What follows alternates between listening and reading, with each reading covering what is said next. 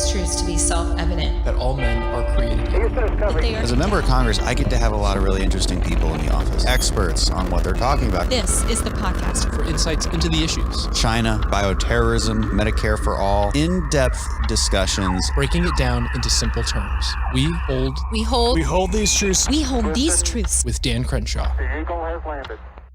Hey everybody, welcome back. And guess what? The topic again is going to be how do we recover from the coronavirus pandemic? And to help us with that conversation, I have the president of the Heritage Foundation. I'm very honored to have Ms. Kay James with me. Kay, thanks so much for being on the show. Oh, thank you. It's my pleasure. So you are currently the president of the Heritage Foundation, but before that you have had a long and really impressive career in public service. Let's see, I'm going to go over some of the highlights. Under President George H.W. Bush, you served as Associate Director of the White House Office of National Drug Control Policy, Assistant Secretary for Public Affairs at the U.S. Department of Health and Human Services. You were appointed Secretary of Health and Human Resources under former Virginia Governor George Allen, where you designed Virginia's landmark welfare reform initiative. Would love to talk about that at length, too. Maybe we'll have time at the end. Or I'll just have to come back again. Yeah, we'll do it. I mean, we can probably, you're in DC, right? Full time? For the most part. Right now, I'm sheltering in place in Richmond, Virginia. Oh, okay. Close enough. Yeah, we usually, in normal times, we usually do this show from my office in Washington, and we can get you in person. So we'll definitely do that. You've got a lot of, so many other things. You were appointed as Director of U.S. Office of Personnel Management by President George W. Bush, led a department of 3,600 employees. What else? You've had some award-winning books, an autobiography, Never Forget. Hey, that's my line. But I guess you did this in 1993, so I was 9 years old, so I can't claim. You stole that from me. Wrote another book called Transforming America from the Inside Out and What I Wish I'd Known Before I Got Married. Well, maybe I should have read that one too. Now that's a good one. That's a good read. Yeah, I bet it is.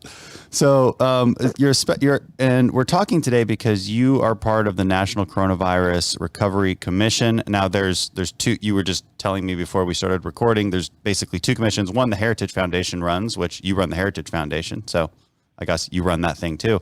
But also the president set up a National Coronavirus Recovery Commission, and you're a part of that. So let's just dive right into that. What have you guys been talking about, and what do you think the main principles we should be driving forward are when recovering from I guess specifically along the economic and the public health side of this? Well, absolutely, and you're right to take them both. It's not an either-or situation. It's not either we want to stay healthy and safe or we want to open the economy. We have to, and we must, and we will do both. And so that's why the commission that I chair chose to focus on both those issues. One of the best ways to have a healthy economy is to have a healthy community. And if you want a healthy community, you darn well better have a healthy economy.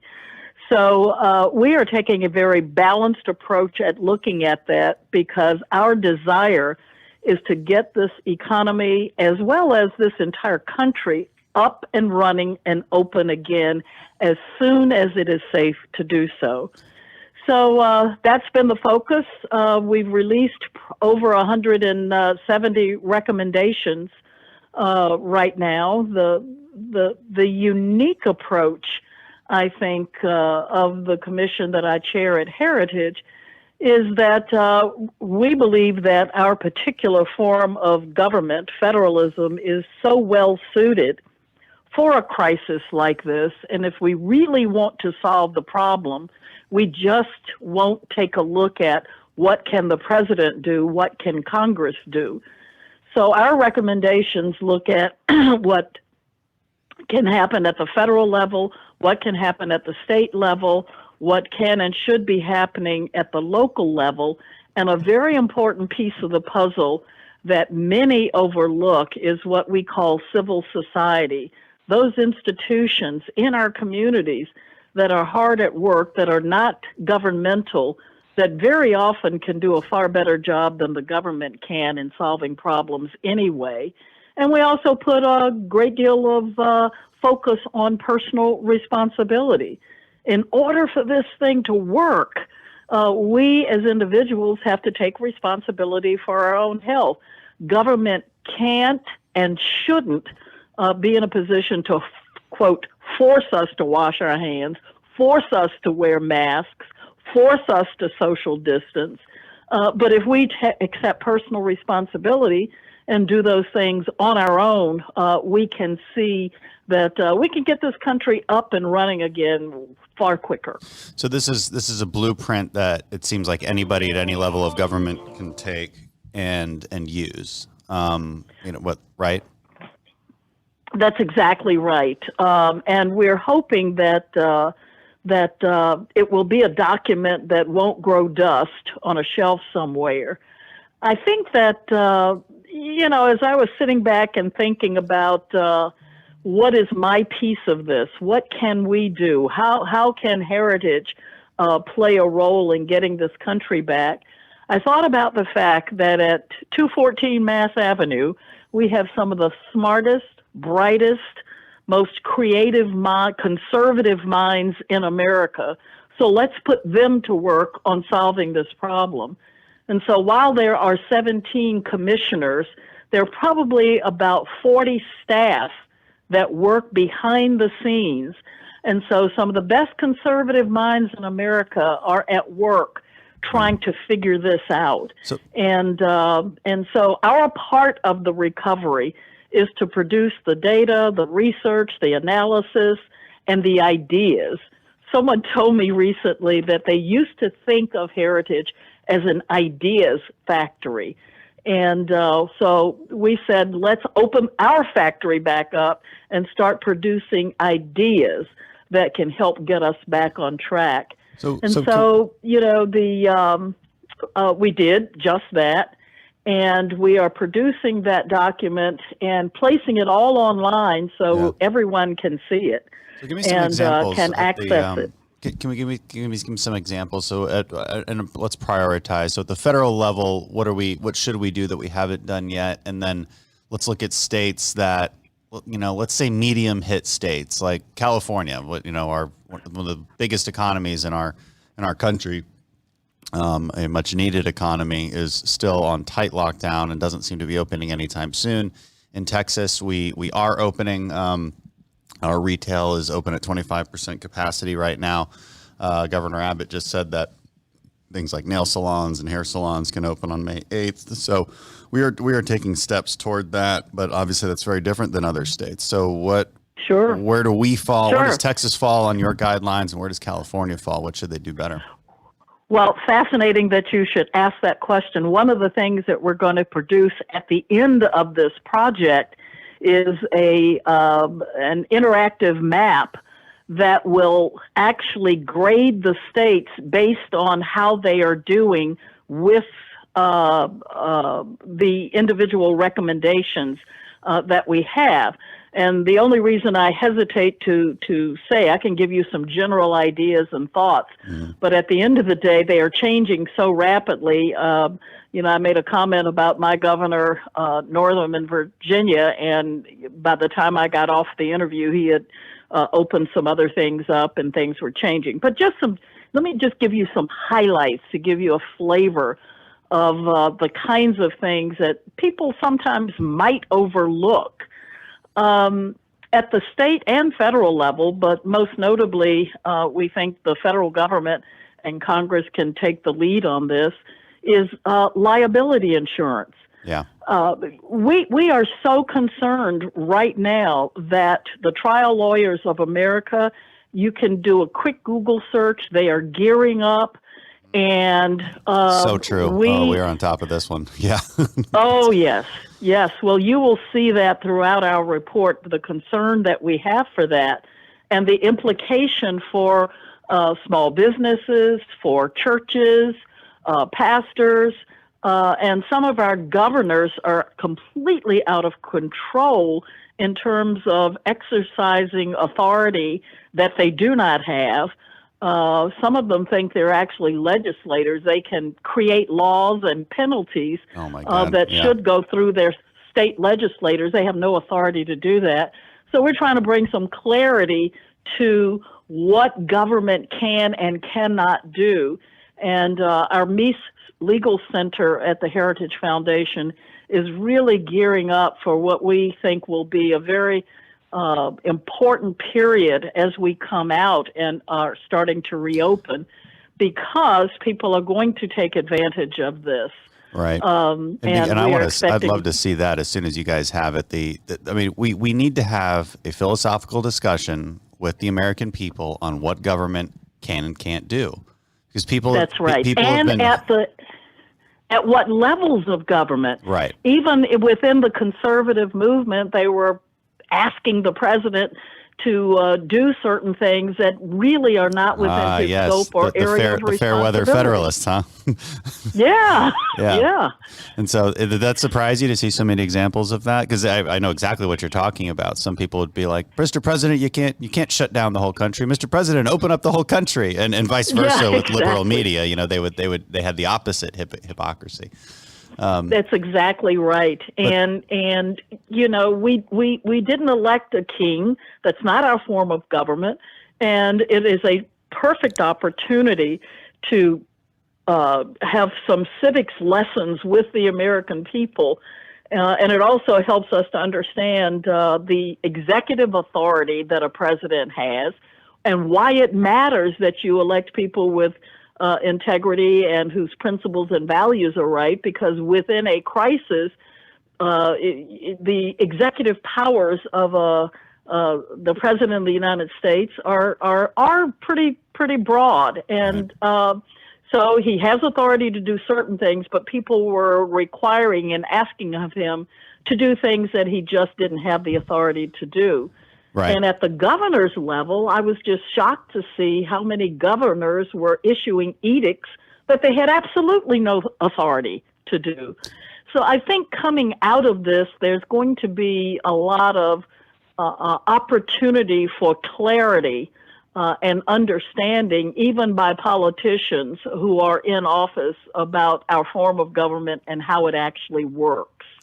Absolutely. And I want to dive into this subject because we're on it, right? And there were so many things you've said over the last few minutes that I want to dive into in a deep way. But this is an important one because I have been very outspoken against any punishment. I'm against all punishments that go against punishing people for going against the guidelines that are being set forth. And, the counter arguments are interesting. And I'm not sure there's a lot of thought put into the counter arguments, but they're basically like, well, people are breaking the law. How can you not, they're breaking the law, and the law is meant to keep people safe. Well, hold on a second. Is it really the law? I mean, that's the first question we're asking ourselves. Well, is it's that not a law? Let's start there. Yeah, let's start there. I mean, so from how do you approach this, and how do you answer these questions? Because again, regular folks we haven't dove into the history of lawmaking and the philosophy behind what government can and can't do. So how do we explain this in simple terms about what is a reasonable punishment, what shouldn't have a punishment tied to it at all, and how we enforce guidelines? Well, a couple of things in there that I think we need to take a look at. One is it a law or isn't it? In many cases, it is not. If it is a law, is it applied fairly? So why are big box stores allowed to stay open and small mom and pop stores are not? Right. Why is it that you can open a business if they practice social distancing, and yet you shut down a church that's holding services in a parking lot with everybody still in their cars?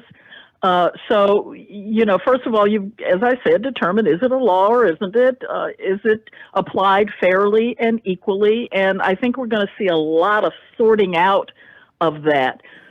But I think that our unique form of government does require of American citizens far more personal responsibility than one where you are in a country that is ruled by a dictator or a despot. Right.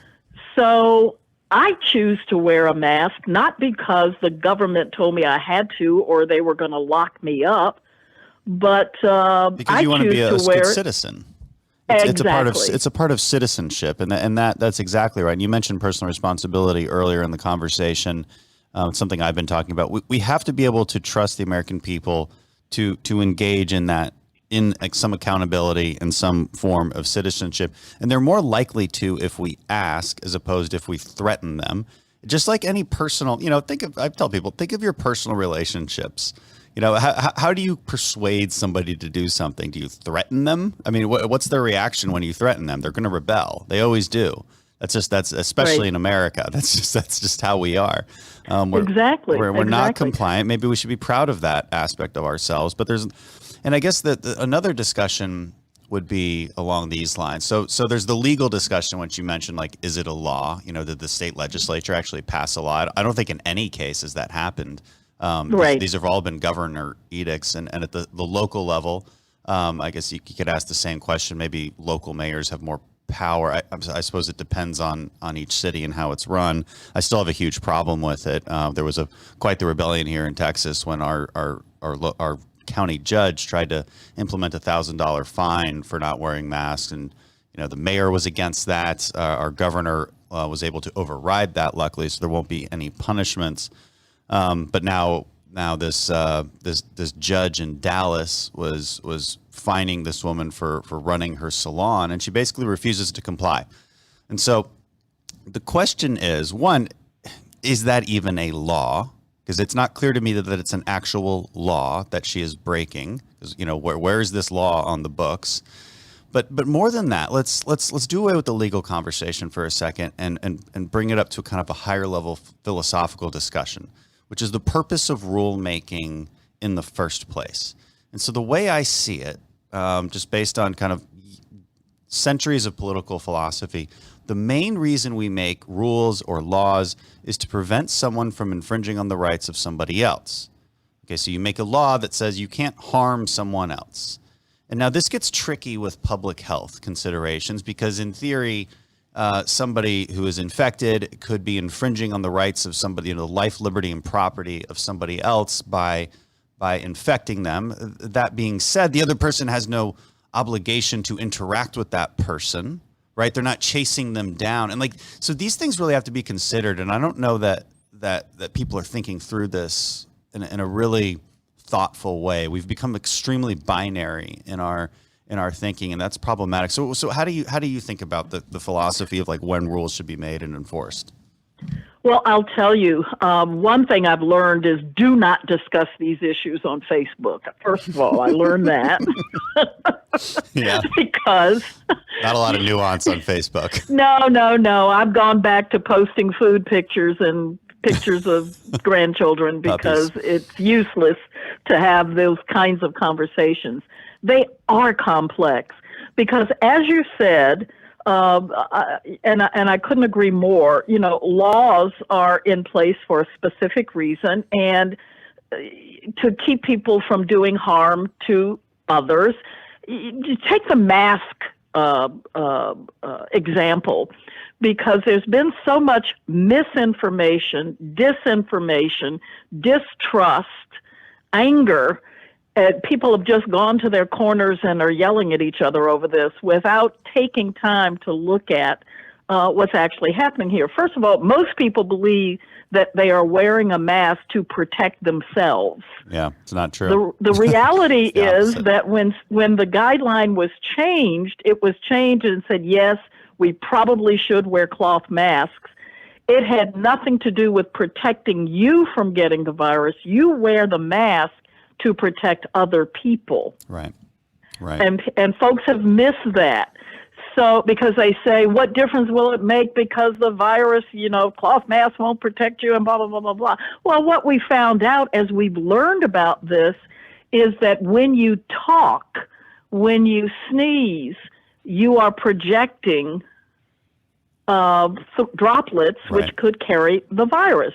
So the cloth mask does nothing more than to help you not do that. Yeah, keeps your virus to yourself. But I'm not sick and I don't have any symptoms.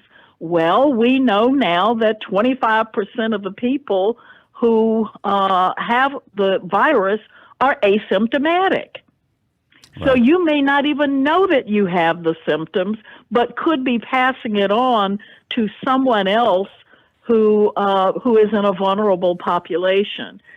So I just use that as an example of how people are not being thoughtful, how people are not really digging down to why we're doing certain things. There is a huge mistrust of our government, and they say, well, they've changed the guidance. First they told us wear masks, then don't wear masks. Now we're back to wearing masks again. Well, there's a reason they call it the novel coronavirus. Yeah. And that's because it's new. Right. It is shifting. It is changing. And when they realize that projectile droplets, when you speak, could actually spread the virus, that's when the guidance changed. And so the question is, though, how do we enforce that? So you're totally right. And I wish people would give each other just a little bit benefit of the doubt. And this happens on the conservative side a lot. Oh my, where there's just such a distrust that it manifests in serious paranoia, where and I see it online all the time. It surprises me to a huge extent. Where, guys, there's no conspiracy here. People can make mistakes, and they can also change. But there's a nuanced reason, as you just explained, why that change happened. But then the question is, how should we enforce it? What's the right philosophy there? Well, that's why with our commission, we take great pains to talk about the role that civil society should play in any culture. And quite frankly, if pastors spoke up and said, we want to have service again, but everybody wear a mask. If youth leaders, if community leaders, if non-governmental institutions really understood they could play a role, be far more credible than someone else, than even the government saying it. Right. So I think that we've got to get clear science, build the data, help people to understand why we're doing what we're doing. That's so important. People have to know why. And it's not a forced thing. Right. As I said in a recent post that I had, coming out of a strong faith base as I do, I wear a mask out of love for the people who are around me. I don't wear it because some government agency told me I need to. Right. Well, that trust between government and the people is so important, and because the left won't, the left doesn't take that stance, right? The left says, yeah, it would be nice if civil servants and all these people would just, and pastors and everything you're talking about, it would be really nice if they're the ones who enforce this and got people to do it, but they probably, but we can't guarantee they'll do it. So we have to make people do it. And the only way to make people do it is to punish them. This is how they think. No. And no. And it's just not working. This and I is think America. They're seeing it not work because people are rebelling in serious fashion because there's just it feels unjust, and and I'm not sure everybody can articulate why it feels unjust, which is frankly why I'm diving into this in a deeper way with you right now, because I want to help people with the language to explain why it is unjust. And because it's not easy to put into words, but it is self-evident to me that it is unjust to force this law that is unproven for, well, I guess at least the punishments are certainly are not proven to be just punishments yet. They haven't gone through the process of deliberation that I think we should put behind. Well, we should probably put it behind a lot more laws that we just casually put into place. But, well, let me share something with you that was very sobering for me, which is why it is so important for us to be having this conversation and thinking through these issues. We had a former CDC director who offered testimony before our commission, and one of the things that she said that was so interesting to me was, this is not the end as we come out of this. this is just the beginning. That for a variety of reasons, we are expecting in the future to see more pandemics and spread of viruses like this. And she went on to give some reasons for why she would expect that there might be more in the future. And so one of the things that concerns me is that this particular time, right now, we are setting precedent. Absolutely. And we have to hold firm, push back, stand firm, and get it right, because if we don't, the loss of freedoms and liberties that we're seeing right now will become set in stone and will be harder to retain. So that's why many of these thoughtful questions that you're posing, we need to take the time to think through and to process and to get it right. That's why we are going to have to be prepared for the round of litigation that's going to come from the left and from all the trial lawyers in America. It's going to be disastrous. Yeah. Oh, yeah. And that's why it is absolutely critical that we take a look at our entire regulatory processes in this country, because regulations that have been in place that were overly burdensome and that we have suspended for a period of time, we need to take a look at how do we even go through a process of reforming our whole regulatory processes. I am so proud of our president for doing that. It is key, I think, for a free society. Yeah. Oh, absolutely. Telemedicine has made leaps and bounds in the last couple months that people didn't expect it to make for years. Absolutely. And I don't know that I want to explain the liabilities issue, because I'm not so sure we actually explained that to, when we talked about it twice now. But what we're worried about is that trial lawyers, and they're already doing this, they're already advertising. Have you been wronged by your employer? Do you think that your work environment is unsafe? Let's sue them. And so businesses across the country are being threatened with lawsuits, and this is an unreasonable lawsuit. I mean, it just fundamentally is, and I think most reasonable people would agree on that. You can't just sue every single business. Like, how are they supposed to stop it? It's a pandemic. And so what we're trying to do, and what the Republicans want to do in Congress, is basically limit liability against businesses for this pandemic. And the Democrats are not going to agree with us on this. Why? Well, let's just say it how it is. Democrats get a lot of their fundraising, almost the vast majority of which, from trial lawyers.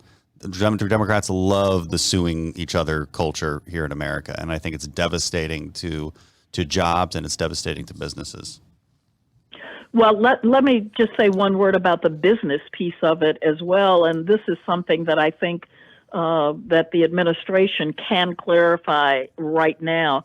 Another piece of that liability is that with unclear regulations coming out of the Department of Treasury, people in good faith, small businesses in good faith, applied for loans. Yeah. And as a result of that, with shifting guidelines, some of them are fearful of criminal liability.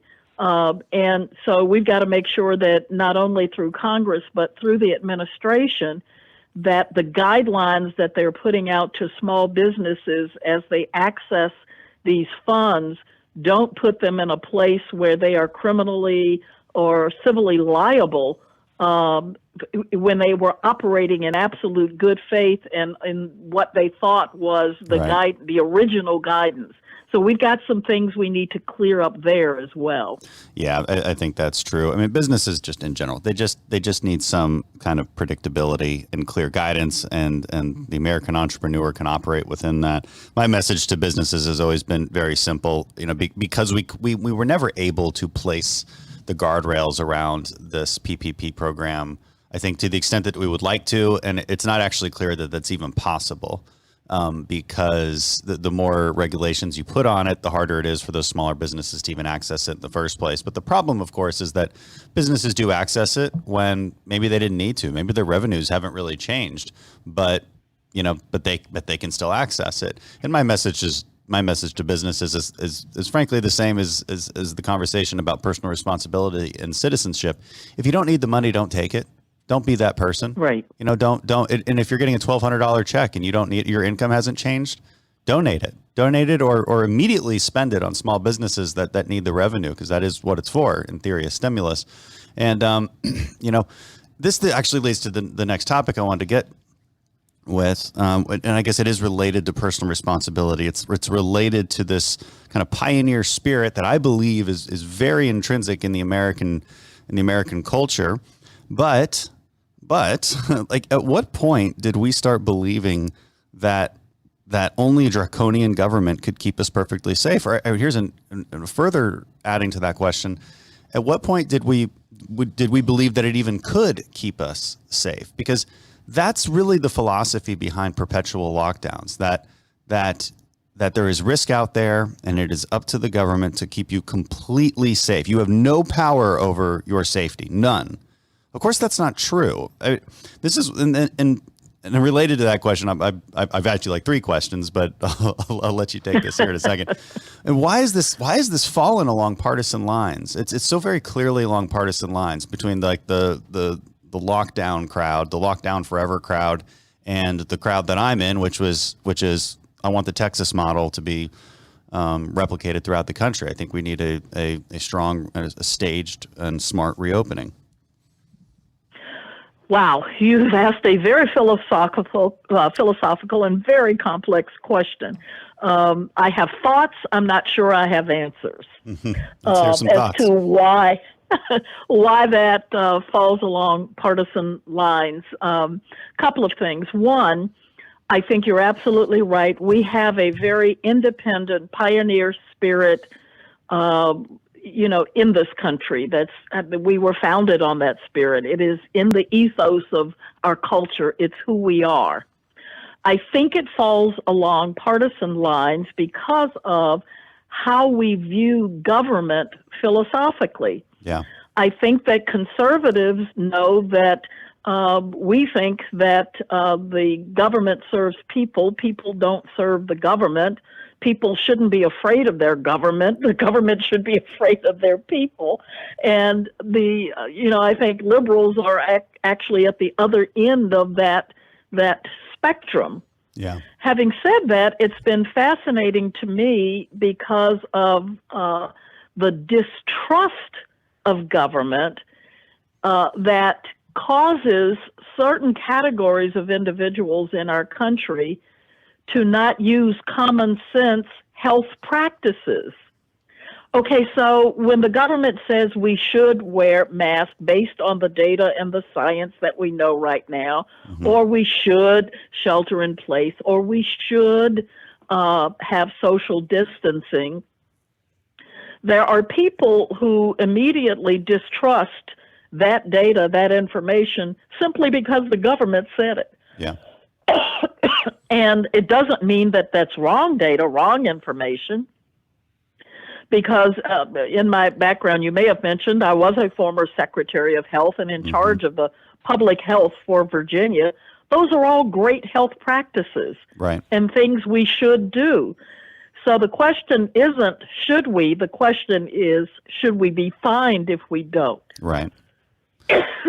Yeah, which gets back to our old conversation of what do guidelines look like, and I think the scholarly answer to that, Harvard has their own working group. Are you okay?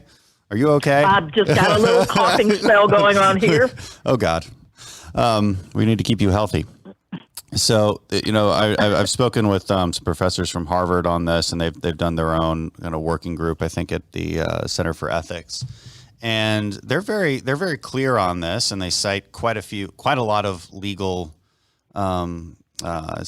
research and past decisions, and the overwhelming majority, I think, of people understand that yes, there's an enforcement mechanism here, but it's the lightest touch possible. That's their conclusion. Yes. It has to be the lightest touch possible. There are plenty of ways to influence behavior. And punishment, whether that's a fine or jail time, has to be the very, very last measure. I mean, and that measure has to only take place when someone is truly harming someone else intentionally. So that would be that's my personal opinion. That is my clearest definition of when you should actually inflict that kind of punishment, is when someone is intentionally infringing on the rights of others. So if like an infected person is running into a crowd, coughing on people, yeah, you should probably send them to jail. Okay. Like that's reasonable to me. And I think most people would agree with that, but someone who doesn't know and is desperately trying to sell something, let's say, because their family needs food, you're going to tell me that they deserve to be punished? What the hell is going on here? I mean, that makes no sense. I'm just applying some common sense here, but that common sense is grounded in a lot of legal history.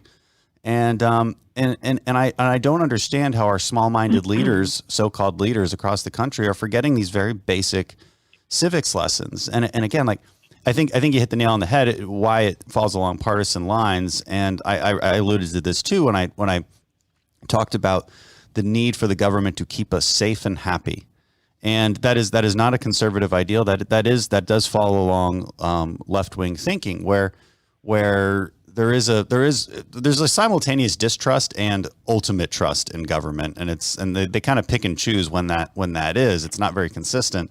But this notion that it is up to government to keep you perfectly safe is very much left wing, and I'm just so confused by it. When people are mad that restaurants might be opening, I'm like, is somebody forcing you to go to the restaurant?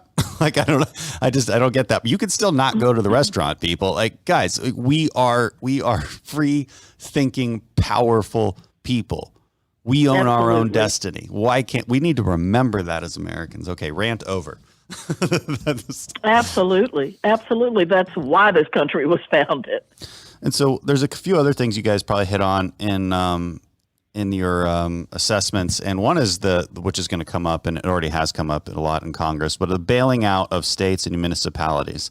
So I am very skeptical of this because I come from Texas, a well-run state, and I am going to try and figure out why any Democrat from the Texas delegation would vote to send Texans federal taxpayer money to other states that did not take responsibility for their finances before all this. So do you want to talk about that for a minute?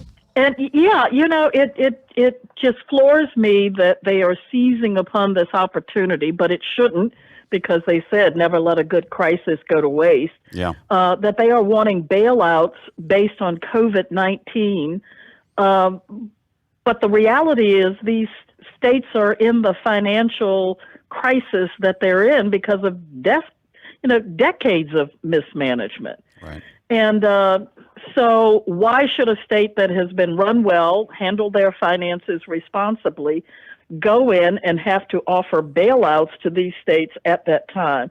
And the governors are asking for about $500 billion in federal bailouts to make up for state revenues. And I'll tell you, does the math there's even just add up not there? a lot of appetite to do that. And what does the math even add up? Because we already spent, I believe it's $150 billion from the federal level that went to states for that purposes. And when you do the math, that adds up to quite a bit of an annual portion of state revenues already, or let's say, let me rephrase that. It adds up to quite a huge proportion of what states already receive from federal government on an annual basis. That's right. I think it's pretty clear now for anybody who's taking a close look at this that what these states really want is just an all-purpose bailout for their pre-existing problems. Oh, it's infuriating. And when did this happen? And by this, I mean, when did this belief, and because you've been in public service a lot longer than I have, when did this belief start to manifest that all money from the federal government is basically free and grows on a tree? Like when did people actually start believing that, and that it wasn't their money? I think it happened gradually as we have seen a general shift in our country. It goes along with the growing rise among some individuals of socialism. It has to do with our not teaching economics on our college campuses, right, for people to actually understand First of all, the federal government has no money. It owns no money. The only money they have is money they get from the citizens of this country. So it's not the federal government's money. Right. So if you really want to do something in terms of helping people have more money at the local level, then I'd say, why don't we take a look at tax relief? Let people keep their money in the first place. So you take it from them and then you bail it, you give it back to the individuals Right. that you think are deserving. And you tell them to thank you. Let people keep their money in the first place. Yeah, I watched one of the most horrifying interviews I've seen recently. Just made my skin crawl. It was with some reporter who was just fawning over Nancy Pelosi, and she's asking her questions, and she says, "Speaker Pelosi, thank you so much for the PPP funding." Now, putting aside the hypocritical statement that is, since Nancy Pelosi has delayed PPP funding twice. So she was holding it up so that she could pay, oh my God, to the governors to give the bailout. It's disgusting. But setting that aside, even if she hadn't done that, the notion that you'd be thanking her as if this is her money, as if she worked for it and then provided it to you. I mean, let's just, that is so false. It's what she did was she took it from you. Or actually really took it from your grandchildren, because this is all deficit spending. We're not even taxing you for it. And, but the notion that we should thank Congress is crazy. You should be skeptical of Congress. You should say, okay, you're taking my tax dollars. You're putting more of a debt burden on my grandchildren. What are you doing with that money? That should be the question, not, oh, thank you so much for the relief. No, this isn't how it works, and people are forgetting that they pay federal taxes, and that those federal taxes should maybe be spent correctly. This is a little bit off subject, but then again, maybe not. I think everything we've said in our conversation today lends itself to a better understanding of why we need civics education. Yeah. People need to understand our government, what government can and should be doing and shouldn't be doing. We need a better understanding of economics. It's not Congress's money. It's not the federal government's money. They sort of do just go to a print shop and print more, but it's debt. It's debt on our grandchildren. So I think that there is a tremendous opportunity for education right now. And I will tell you one of the things that I'm looking at Heritage. I was surprised by another data point that was given to me. Among conservatives, and this was 5,000 conservatives in a tracking poll, the trust level for the data and the information coming out of Heritage was higher than even coming out of the administration or coming out of Fox News. Yeah. So what does that say to me? Oh, my word, I have a tremendous responsibility to make sure that the things I'm saying are accurate, data-based, research-based, and strictly adhere to our true North conservative principles.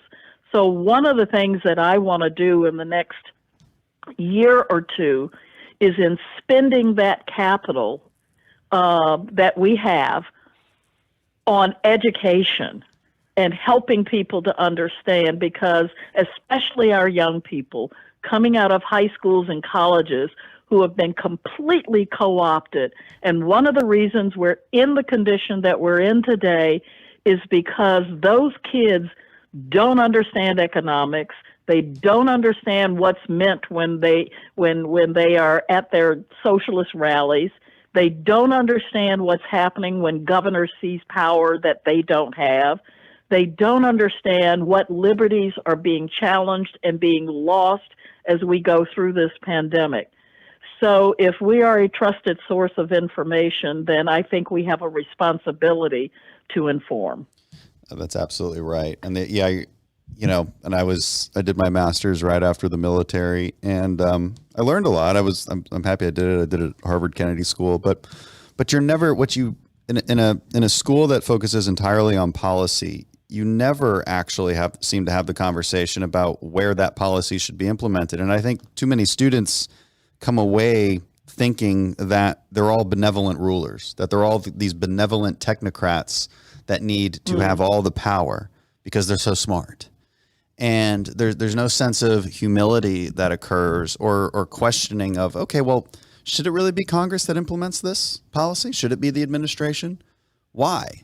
And why shouldn't it happen at the lower level? What makes us think that our information is so complete, that we are so omniscient, that we can create the perfect regulatory system for the entire country? I mean, why do you, why don't you question that?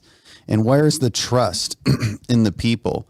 And even if you have data that shows that the people aren't doing exactly what you think they should be doing, does that therefore mean that you force them? And this is the difference between utopian thinking and realistic thinking. Can you enforce your utopia that you've imagined in the high ivory towers of Washington? Even if you believe it's never worked anywhere in human history. Right. There is no benevolent king. Even if there is, it eventually turns into a non-benevolent king. You would think that because they hate Trump so much that they would be far more federalist in their thinking, but we haven't actually seen that to be totally the case. I know you've got to go. Like I said, I would keep you here for 2 hours because we've got a lot to talk about. I've got so many things, but I want to respect your time and let you get back to the important work of educating our country and working on reopening America in a safe and prosperous way.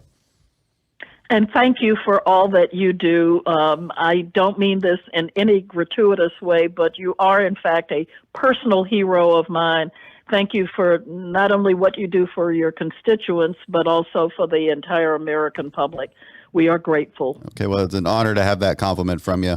And we can stay on longer if you got more compliments, more gratuitous. It's fine. We really Actually, I am running, but I'll tell you, the conversation was so good that I'm happy to do it any other time. And there's about 50 other things we could talk about. There's a ton. I really appreciate what you do at Heritage. It's such an amazing organization. I look forward to more products that you guys are producing, and you really are doing a wonderful job.